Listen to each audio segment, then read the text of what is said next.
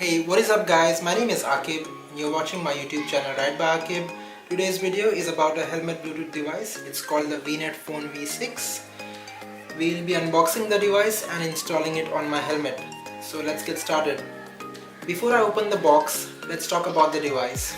The name of the brand is VNet Phone. It's a Chinese company. The battery capacity of the device is 550 mAh and it can last 7 to 8 hours. It takes 2.5 hours for the battery to charge completely.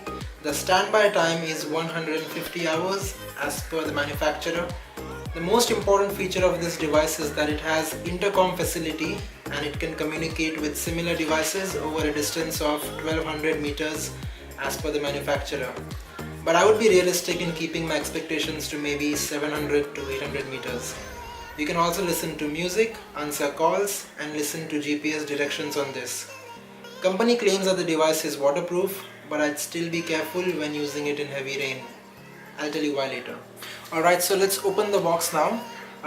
What I have here is a dual device box because I have two helmets. I had ordered two different devices. So the first thing that we get here is the user manual. Normally you wouldn't go through it, but because this device might be a little bit complicated to operate, I would suggest keeping this handy. Then we have the devices themselves. We have the second device here. And let's see what we have underneath. So it looks like we've got a whole packet of equipment here.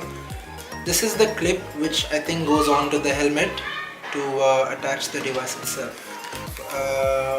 I think this is the charging cable, and it is a special kind of cable because this side of it has a 3.5 mm jack and the other side has a USB-A connector.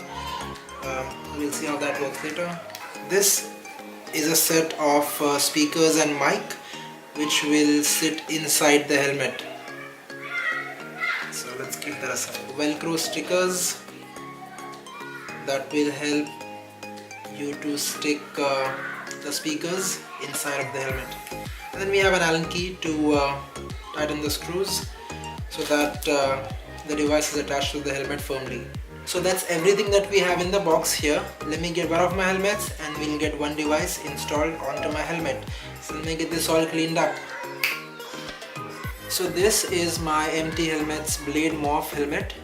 This is my primary helmet and I will be installing one of the devices on here. So you can install it wherever you like, but I would prefer it to be on my left cheek. So what you would need to do is, depending on the type of helmet that you use, your padding should be removable for you to be able to do this. So MT Helmets does give me removable padding, so I will be removing my left padding here.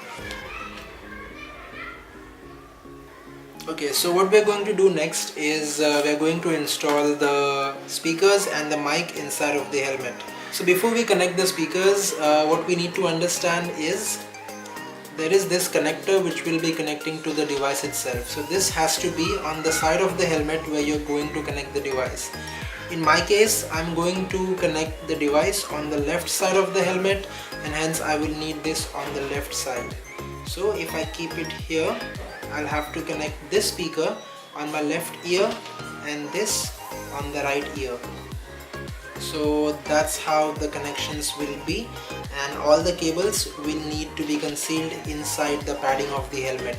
So depending on the kind of helmet you have, you might need to remove additional paddings. With the one that I have, the MT helmet, I will need to remove all the paddings inside to get this done. So I'm going to do that now. So I'm connecting the left ear speaker on the left side of the device where the Velcro is. I don't know if you can see it, but that's where the Velcro was, and this is the speaker that I've connected now.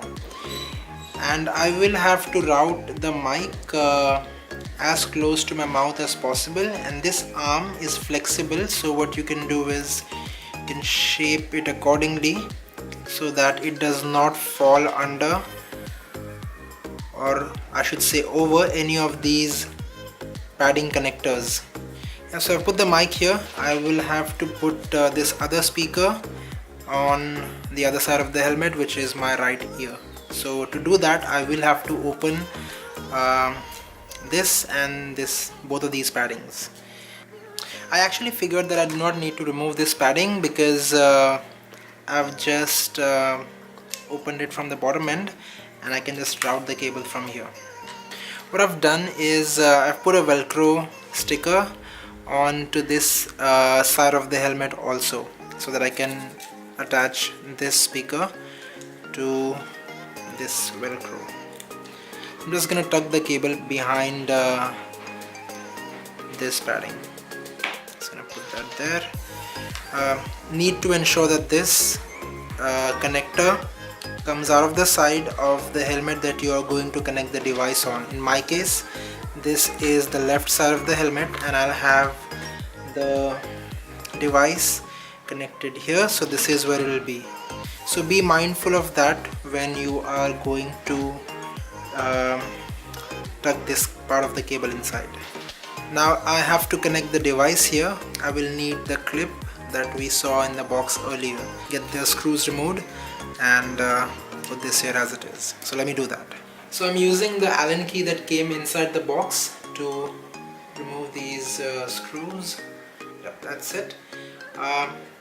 So this needs to go inside of the helmet this way. So this is where I've decided the device will sit.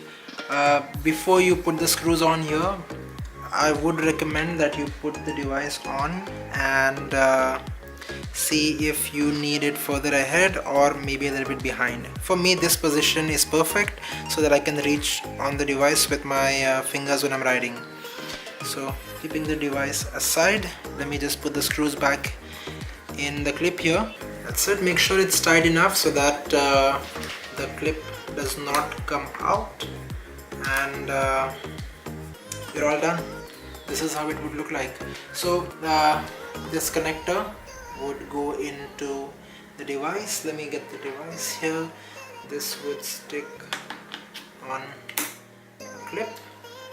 You can have this plugged in either this way or this way, depending on how you want it. The last thing that we need to do here is just to put the padding back on so that the cables here are concealed. So I need to put back the padding for this and this side. So I've got the device installed on my helmet, and the other device I've got that installed on another helmet. This is the Thunder 3 and I've got the device installed here also. That's it for today, guys, but before we conclude this video, I would like to come back to the point where I said that this device is waterproof. So let me get the helmet out of the way and bring the boxes back.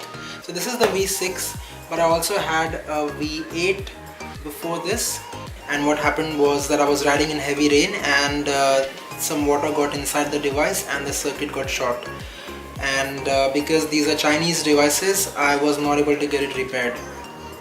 So I would be careful when using it in rain. And how does it perform in regular situations? Well, I might make a review of it going forward.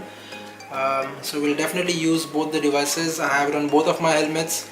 So what is the distance which it is comfortable operating under, all of that I will probably make another video out of it. That's it for today, guys. If you like the video, do not forget to give it a like and share it with your friends, and if you have not subscribed already, please consider subscribing. Thank you so much for watching. Ride by Akib.